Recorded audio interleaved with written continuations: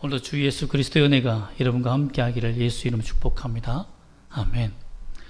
제가 오늘 말씀을 준비하면서 이상한 통계 하나를 제가 우연히 발견했습니다. 그것은 뭐냐면 난세에 영웅이 난다는 말이 있지 않습니까? 그 말이 진짜인지를 역사적으로 통계를 내어서 조사한 사람이 엉뚱한 사람이 하나 있더라고요. 그래서 그 이유를 보니까 왜 난세에 영웅이 날까? 여러분들 궁금하지 않습니까? 그 난세를 보니까 일단은 먼저 파괴된 게 뭐냐면 도덕성이 파괴됐어요. 난세에는 도덕성이 파괴되고 그 다음 정치가 파괴됩니다. 도덕이 없으니까 정치도 파괴되는 거죠. 이 권력 다툼이 많고. 그런데 이러한 형편없고 어렵고 그 다음에 가난과 기근과 이런 재앙들이 많은 이때에, 전쟁이 많이 났을 때에 영웅이 나타나는 그 과정을 보면 극도록 심각하고 열악한 환경 속에서 그것을 이겨내는 사람들이 한 사람, 두 사람씩 나타났는데 그 사람들이 난세의 영웅이 되었다는 겁니다. 그리고 보면 극악하고 극심한 이길 수 없는 공포와 두려움과 아픔이 어떤 사람에게는 절망을 주고 그 난세에 타협하면 무너지지만 어떤 사람들은 거기에서 일어서서 영웅이 된다는 것입니다. 참 이런 것을 볼 때에 오늘날 이 영적 세상, 영적으로 이 세상을 바라보았을 때 얼마나 난세와 같은 세상입니까? 도덕이 파괴되고 영적으로 부패하며 그리스도인들의 이름이 부패와 파괴로, 오히려 그리스도 이름이라고 우리가 이름을 달고 다니기에도 수치스러운 일들이 너무나 많습니다. 교회의 십자가를 달아놓았지만 오히려 교회의 십자가를 달고 있다는 그 자체가 너무나 우리에게 부끄러울 때가 많은 이런 시대가 됐다는 거죠. 이때에 하나님이 영적 영웅으로 누구를 부르실까요? 우리를 부르실 때 하나님께서 어떤 것을 원하실까요? 우리가 어떻게 찾을 수 있을까요? 하나님이 찾는 사람들은 누구일까요? 우리가 오늘 말씀을 통해서 그 진리를 발견하시기를 예수님의 이름으로 부탁드립니다. 아멘. 오늘 40절과 41절의 말씀 보면 요셉이 이집트의 총리가 됩니다. 이집트의 영웅이 돼요. 정말 난세의 영웅이 됩니다.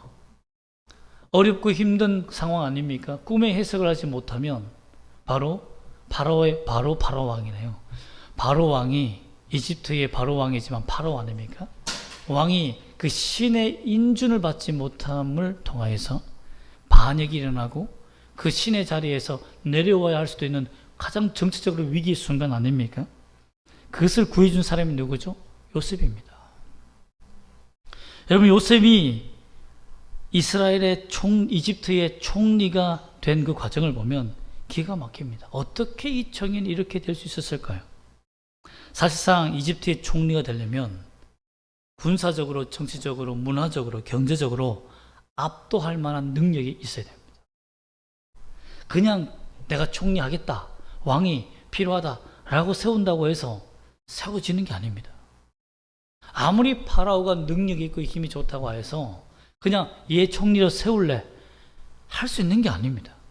오히려 여러분, 폭군이 강성하고 왕이 권력을 난무하게 권력을 남용하면 오히려 반역이 일어납니다. 반역이 일어나요. 그렇기 때문에 어떤 왕이라고 해도 자기 멋대로 할 수 있는 게 아닙니다. 오히려 폭군들은 다 암살당하거나 역사 속에서 반역을 통해서 다 사라졌습니다. 그처럼 자기가 왕으로서 온전히 통치하려면 정치를 잘해야 되는 거예요. 그런데 이 히브리 청년을 이름도 알지 못하고 백성들도 알지 못하는 이러한 사람을 세운다? 그리고 이집트 총리가 됐을 때 그의 나이가 30세라고 되어 있습니다. 46절에서 보면. 즉 이집트에 끌려와서 14년, 약 12년에서 14년 동안 이집트에서 죄수와 노예로 살았습니다. 노예죠. 죄수로 살았습니다. 그런 전과범을 쉽게 말하면 총리로 세운다는 것이 여러분 말이 됩니까? 여러분 국무총리를 세울 때 전과범 세웁니까? 노예 세웁니까? 여러분 만약에 우리가 이 나라가 조선시대라고 생각해 봅시다. 백정과 같은 사람을 신분을 상승시켜서 영의정 자리에 세웁니까? 영의정 좌의정에 세울까요? 절대 있을 수 없습니다, 여러분. 반차를 거스른다며 막 거의 뭐 신료 대신들이 궁궐 앞에 엎드려서 전하 이러면서 동촉하여 주옵소서라고 하고 말렸을 겁니다. 여러분, 그런 것이 이 고대 시대의 왕정 시대에 일어난 일들입니다. 그렇기 때문에 이집트에서 히브리 청년, 이름도 모르는 청년, 죄수가 총리가 된다? 이것은 있을 수가 없는 일입니다. 만약에 왕이 억지로 우겨서 세웠다 이러면 이집트의 명예가 추락할 뿐만 아니라 이 자리를 탐내고 있는 수많은 사람들이 가만히 있겠습니까? 여러분, 요셉은 암살 제1호입니다. 1호. 여러분, 그리고 또한 아무리 자기가 노예로 있었다고 하지만 친위 대장인 보디발 장군은 얼마나 긴장하겠습니까? 내가 억울하게 집어넣은 이 요셉이 총리가 되었어? 그러면 여러분 얼마나 긴장할까요? 술 관원도 얼마나 긴장하겠습니까? 아니, 그가 꿈에 해석해서 그냥 잘하고 끝나면 다행인데 이집트의 총리로 세웠다 이러면 자신은 파면이죠. 그렇지 않겠어요? 세상 사람은 그렇지 않겠습니까? 도와달라고 그렇게 부탁했는데 세상 말로 쌩 까고 있다가 잊어버리고 있다가 이제 총리가 되니까 뭘 어떻게 하겠습니까?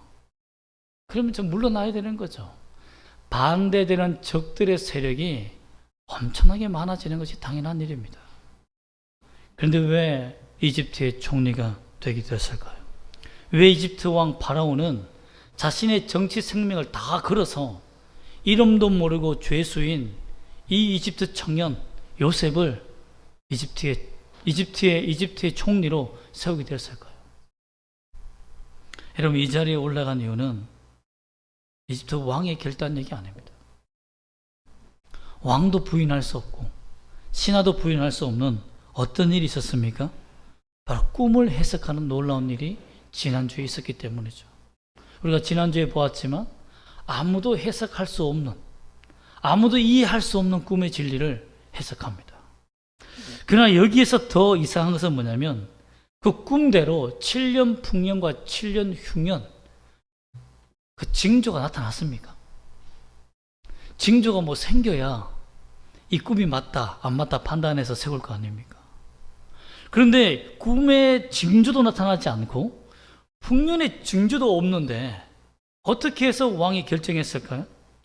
하나님께서 이집트 이 나라에 주신 이 꿈은 자기 나라의 신, 즉 라 태양신이 준 꿈이 아니라는 것을 분명히 깨달았기 때문입니다. 고대 전쟁에서는요, 신들의 전쟁입니다. 그런데 꿈 속에서 자기 신이 아닌 다른 신이 꿈을 꾸게 하여서 그 신으로 말미암아서 꿈의 지배를 받는다. 이것은 전쟁에서 진 것과 똑같습니다. 그 신에 굴복해야 되는 것이 그들의 전통이었습니다. 그렇기 때문에 왕은 물론 그렇기 때문이기도 하지만 또한 두 번째로는 이 파라오 왕이 요셉의 꿈의 해석 때문에 모든 신료들이 입을 다뭅니다. 모든 학자들이 입을 다물고 자신의 왕의 자리가 거뜬하게 설 수 있는 길을 마련합니다. 꿈의 해석을 반드시 내어야 되는데 꿈의 해석을 내었으니 자기 자리가 요셉을 통해서 살았던 거죠. 근데 문제가 하나 생긴 겁니다. 앞으로 만약에, 즉 쉽게 말하면 이집트의 신이 준 꿈이 아니기 때문에 여호와 하나님을 통해서 온 꿈이라면 다음 해에 또 다른 하나님의 꿈이, 여호와의 꿈이 내게 임한다면 요셉이 내 옆에 없을 때 어떻게 하겠습니까?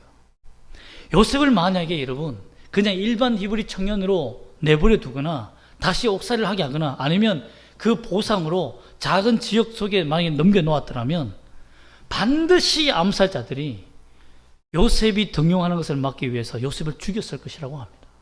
그렇지 않겠습니까, 여러분? 요셉이 왕에게 인정받는 것을 보면 가만히 두겠습니까?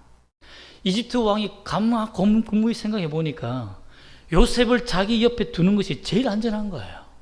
그리고 문제가 생겼을 때 또 여호와로 말미암아 꿈이 생겼을 때는 요셉으로 하여금 그 꿈을 해석해야 되니까 자기 자리의 안전을 위해서 반드시 필요했던 것입니다.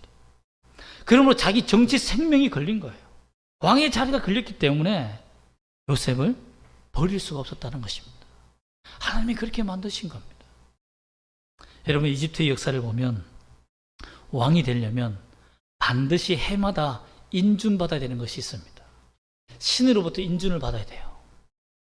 여러분 모세 시대도 이러면 잘 알다시피 이 전쟁이 일어나면 왕이 파라오 되려면 왕자들은 1년에 한 번씩 20세 이상이 되면 반드시 1년에 한 번씩은 전쟁에 나가서 승리해야 됩니다. 그 승전보를 많이 울리는 왕자가 가져온 왕자가 파라오가 됩니다. 왜 그렇습니까? 전쟁의 신이 인정했다는 거죠. 마찬가지입니다. 파라오도 마찬가지예요. 그 지역의 주변에 수많은 나라들이 이집트를 향하여서 땅을 차지하기 위해서 전쟁이 난무하던 시대였습니다. 그렇기도 하기 때문에 1년에 한 번씩은 지역을 순례하면서 전쟁을 치르며 지그시 밟아줘야 되는 거예요.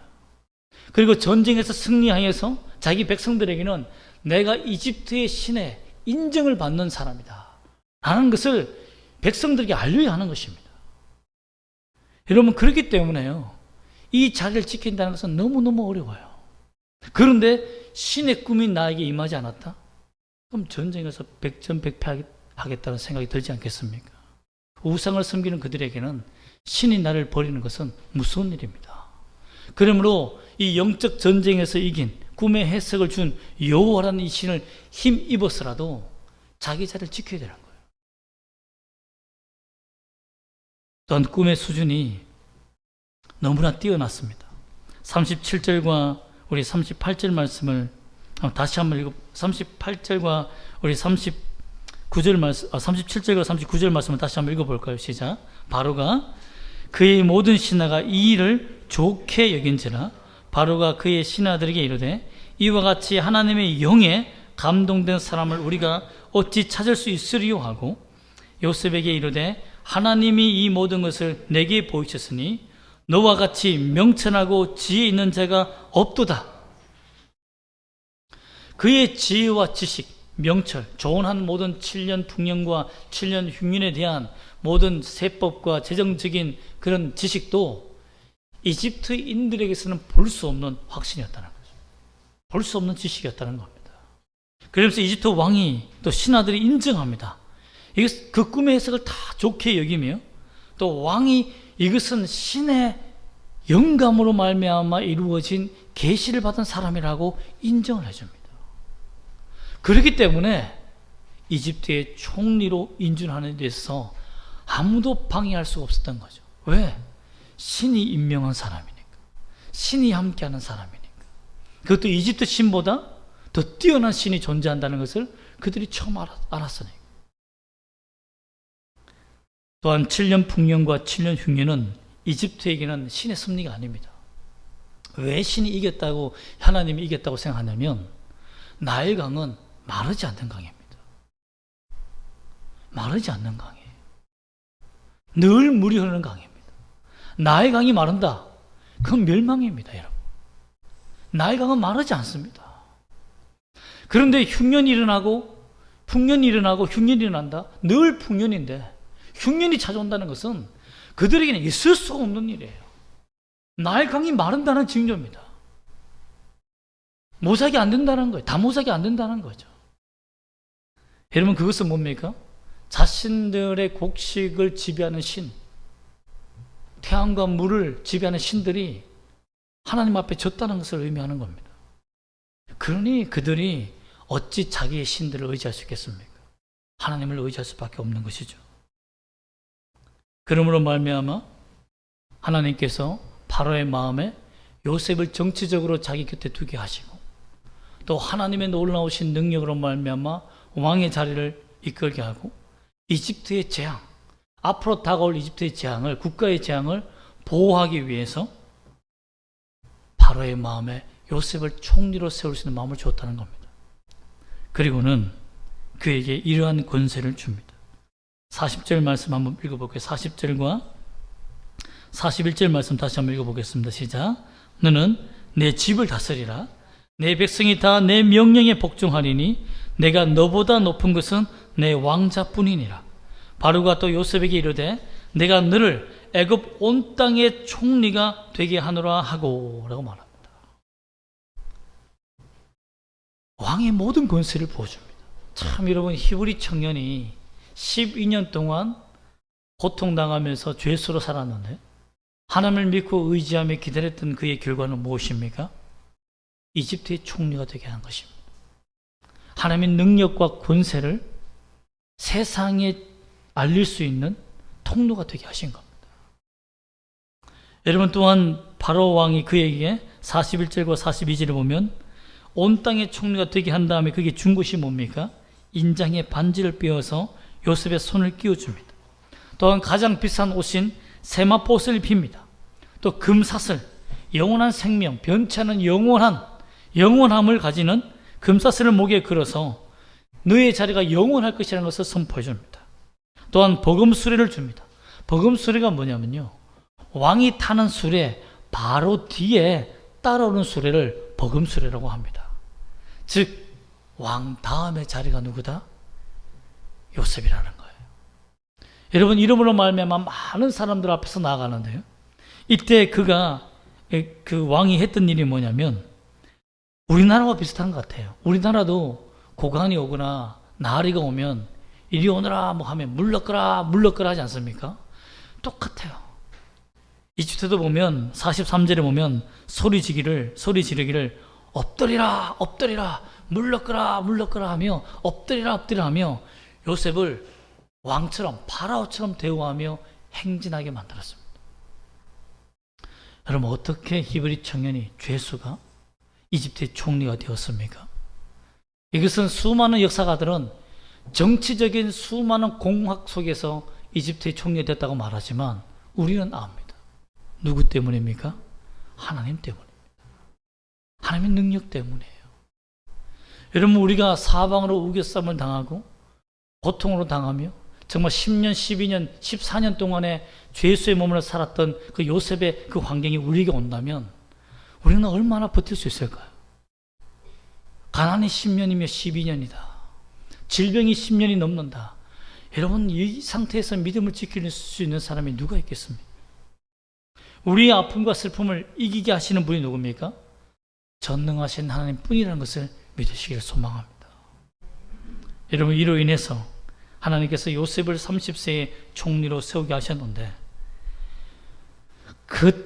더 큰 놀라운 복을 받게 되는데요, 그것이 바로 45절입니다. 45절 말씀 한번 읽어볼까요? 시작. 그가 요셉의 이름을 사브낫 바네라 하고 또 온의 제사장 보디베라의 딸 아스낫을 그에게 주어 아내로 삼게 하니라. 요셉이 나가 애굽 온 땅을 순찰하니라. 자, 보세요. 왕이 보통 뛰어난 사람들에게, 영웅적인 사람들에게 결혼할 수 있는 여자를 하사품으로 주지 않았습니까? 그런데 사실상 제사장의 딸은 주지 않습니다. 왜냐하면 제사장은 신을 섬기는 사람이기 때문에 신과 결혼하는 것은 다른 타국의 왕에게 주는 선물입니다. 신과 신의 동맹을 맺기 위해서 제사장의 땅은 일반 백성에게 절대 주지 않습니다. 이 말은 뭡니까? 요셉을 한 국가로 인정했다는 거예요. 하나님이 요셉을 통해서 하나님의 나라의 형성을 만들 수 있는 기초를 이집트 왕 파라오를 통해서 인준했다는 것입니다. 세상이 인준할 수 있는 게 아니지 않습니까? 그런데 놀라운 것은 파라오가 내가 하나님의 동맹이 되기를 원한다, 하나님의 지배를 받기를 원한다라는 고백을 했다는 거예요. 이것이 신앙 고백인지는 모르겠지만 그러나 여호와 하나님을 하나의 이집트의 동맹국, 동맹신으로 인정할 만큼 수위를 높였다는 것입니다. 사브낫 바네아란 이름의 뜻이 무엇인 줄 아십니까? 이름을 사실 국호처럼 임해져 오는데요, 신이 말씀하시니 살아계신다는 겁니다. 사브낫 바네아란 말은 하나님이 말씀하시는데 살아계시는 분이다라는 거예요. 또 다른 번역은 이 사브낫 바네아가 신의 계시자, 세상의 구원자라는 의미가 있다고도 합니다.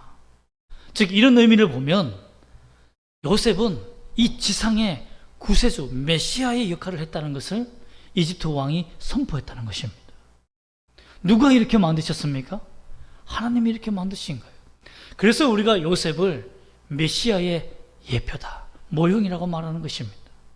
오실 메시아의 예표, 이 지구, 이 세상을 살리실 하나님의 독생하신 예수 그리스도의 표상으로서 요셉을 주셨다는 것이 바로 이집트 왕이 스스로 그 입으로 고백하게 만든 사건에서부터 비롯된다는 것입니다. 또한 그의 자녀들을 보면 더 놀랍습니다. 51절과 52절을 볼까요? 누가 태어납니까? 장남의 이름이 누굽니까? 므낫세입니다.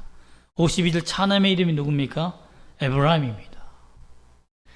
요셉의 지파는 12지파에 속하지 않습니다. 요셉이라는 이름으로 지파가 없어요. 그런데 어떤 지파 이름은 있습니까? 그 아들 므낫세 지파와 에브라임 지파는 12지파에 속합니다. 요셉은 장자가 아니었습니다. 그죠? 그런데 아버지가 세마포 옷을 입혔다는 것은 무슨 의미라고 했죠? 장자로서의 인준한다고 말하지 않았습니까? 그것을 빼앗기는 것이 질투가 났다고 하지 않습니까? 그런데 왕이 세마포 옷을 입혔을 뿐만 아니라 하나님이 요셉에게 야곱의 장자로서 임명하고 인준하는 권세를 주셨는데 그 자녀가 이방인의 신의 제사장 그 딸을 통하여서 두 아들이 태어납니다. 2배가 된다는 말이에요. 원래 장자는 2배의 몫을 받지 않습니까? 즉 가나안 땅에서 2배의 몫을 받음으로 말미암아 하나님께서 욥은 내가 인정하는 장자라고 인준해 주셨다는 것입니다. 이것을 보면 형들의 시기와 형들의 계획이 하나님의 계획을 막을 수 없다는 것을 볼 수 있습니다. 아무리 그를 죽이려고 하고 노예로 팔아서 요셉의 인생을 망치려고 해도 하나님께서 그를 하나님의 나라의 12지파, 12기둥의 기초석으로 만들시기 위해서 요셉을 사용하실 그 계획은 변함이 없다는 거예요. 막을 수가 없다는 것입니다. 여기에 놀라운 비밀이 있습니다. 예수 그리스도를 믿는 사람들은 누구의 계획 속에 삽니까? 하나님의 계획 속에 삽니다. 하나님의 절대적인 주권의 계획 속에 살아요. 그렇기 때문에 세상이 나를 간교한 계획으로 나를 넘어뜨리려고 하고 해코지하여 무너뜨리려고 해도 짧은 시간에는 잠깐 동안은 그 고통을 당할지 모르지만 결국에는 하나님의 계획 속에 있는 나를 무너뜨릴 수 있습니까? 없습니까? 절대 무너뜨릴 수가 없다는 것입니다. 우리의 구원을 빼앗을 수 없는 것이 누가 우리의 인생의 계획을 하고 계시기 때문입니까? 하나님이시기 때문입니다. 여러분, 우리 성도님 가정 중에 죽음을 맞이하신 분이 있지만 우리가 죽음을 막을 수 있습니까? 의사가 막을 수 있습니까? 의사가 이런 계획을 세우고 몇백 년, 몇천 년의 계획을 세워도 인류의 죽음의 문제를 해결할 수 있습니까? 요즘 제가 방송을 보고 과학 잡지를 보면 요즘 과학 잡지 이슈가 뭔지 아십니까? 옛날에는 뭐 건강 이런 것이 유행이었는데요. 지금은 불멸입니다. 불멸. 인간 스스로 영원히 살 수 있는 불멸의 존재가 되는 것이 과학의 이슈가 되어 있습니다. 여러분, 가능합니까? 불가능합니다. 헛된 꿈을 쫓아 살아갑니다. 모든 것이 실패로 끝날 수밖에 없습니다. 모든 인생에 죽고 태어나고 죽는 모든 일들은 다 하나님의 계획 속에 있습니다. 어찌 보면 우리가 직장을 가질 수 없을 때도 있고 결혼에 실패할 때도 있고 또한 자녀를 얻지 못할 때도 있고 또한 일찍 내 자녀나 내 부모가 죽음을 맞이할 수도 있고 또한 내가 꿈꿨던 꿈들이 포기해야 될 만한 상황이 올 때도 있습니다. 그러나 그것이 내가 천국으로 가는 길을 막을 수 있습니까? 못 막습니다. 또한 주님 앞에 엎드려 하나님의 도움을 간구하는 사람의 그 기도의 응답을 막을 수 있습니까? 막을 수 없습니다. 왜 그렇습니까? 하나님이 우리와 함께 하시기 때문입니다. 요셉의 인생을 보며 우리가 깨달아야 될 것은 하나님의 영에 감동한 자는 하나님이 이끌어간다는 것입니다. 내가 하나님의 영에 감동한 사람입니다. 이렇게 고백하는 것이 아니라 그리스도인이나 칭함도 누가 칭해 준 겁니까? 요즘 많은 사람들이 나는 그리스도인입니다. 하면 유튜브에서 막 나온 사람들이 있는데, 그러면서 엉뚱한 짓 하는 그 모습을 보면 참 화가 치밀어 오릅니다. 초대교회도요, 세상 사람들이 우리를 보고 그리스도인이다, 예수 그리스도를 믿는 당이다, 하나의 정당이다, 국가를 바꿀 수 있는 정당이다 라고 인정해 주었습니다. 여러분, 나만 예수 잘 믿어서 소용이 없습니다. 여러분, 그건 믿음이 아니에요. 우리의 믿음은 반드시 다른 사람에게 영향력을 미쳐야 됩니다. 주의 사랑을 베풀어 줘야 됩니다. 디모데전서 5장 8절에서는 자기 친족 및 즉 자기 가족을 돌보지 않는 자는 믿음을 배신한 자다, 불신자보다 더 악한 자다라고 말씀하고 있습니다. 여러분, 예수님을 온전히 믿는다는 것, 하나님의 계획 속에 산다는 것, 우리가 구원받았다는 것, 하나님의 영에 감동받았다는 것, 우리가 그리스도인이라는 것은 항상 타인과 영향력이 결부되어 있습니다. 나 혼자 예배 잘 드리고 나 혼자 기도 많이 하면 그것이 구원받은 사람의 증거가 아닙니다. 반드시 우리는 서로 사랑하며 이웃을 사랑하는 영향력 있는 그리스도인이 되어야 됩니다. 그것이 하나님의 영에 감동된 사람들입니다. 요셉을 보십시오. 자기 혼자 예수 잘 믿었습니까? 아닙니다. 하나님의 능력과 하나님 믿는 믿음을 통하여서 왕에게 붙들려가도 왕의 앞에서도 하나님을 증거하며 하나님의 지혜를 선포하며 하나님의 역사하실 것을 선포합니다. 결국 어떻게 되었습니까? 하나님께서 7년 대풍년을 47절에 주십니다. 7해 풍년에 토지 소출이 심이 많아서 곳간에 가둘 수가 없고 정말 셀 수 없을 만큼 바다의 모래같이 부어지는 역사가 일어났다고 되어 있습니다. 꿈의 해석이 하나님께로 왔다는 것을 하나님 스스로가 증명해 주었습니다. 그러니 이집트 총리로서 있는 그 요셉이 얼마나 자신감이 있었겠습니까? 내가 하나님의 꿈의 해석을 했지만 하나님께서 그렇게 하신다고 믿었지만 많은 사람들은 증거를 원하지 않겠습니까? 증거가 나타나지 않으면 그 자리는 존재할 수가 없는 거죠. 불안한 자리 아닙니까? 그런데 하나님이 7년 대풍년을 주심으로 말미암아 반드시 7년 흉년이 온다는 하나님을 경외하는 마음을 주셨다는 겁니다. 이런 것을 보면 하나님의 영에 감동한 사람은 하나님의 영의 지식을 받을 수 있다는 것을 성경 가르쳐 줍니다. 하나님의 지혜의 인도함을 받는다는 것을 알 수 있습니다. 여러분, 위기 때가 되었을 때 하나님의 영에 감동되기를 소망합니다. 그럼 어떻게 하면 하나님의 영에 감동될까요? 먼저 겸손해야 됩니다. 사람의 힘을 얻으려고 하면 안 됩니다. 우리 지난주도 나눴지만 술 관원장의 힘을 얻어서 감옥에서 탈출하려면 망합니다.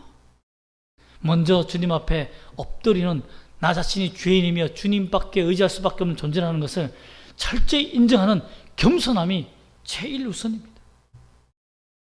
그 다음 말씀과 기도로 무장하는 겁니다. 왜? 거룩한 길은 말씀과 기도밖에 없다고 했기 때문에. 이런 사람들이 성령에 충만한 사람들, 하나님의 지혜와 지식이 여러분을 인도하여 여러분을 어려움에서 건져내는 영향이 있는 그리스도인이 되기를 소망합니다. 여러분, 혹시 발렌타인데이를 아십니까? 발렌타인데이를 되면 나이가 들면 뭐 줄 사람도 없고 어떤 사람은 혼자서 가게 가서 초콜릿 들고 와서 나 다른 사람이 줬어 이렇게 하는 사람도 있는 거 봤는데요.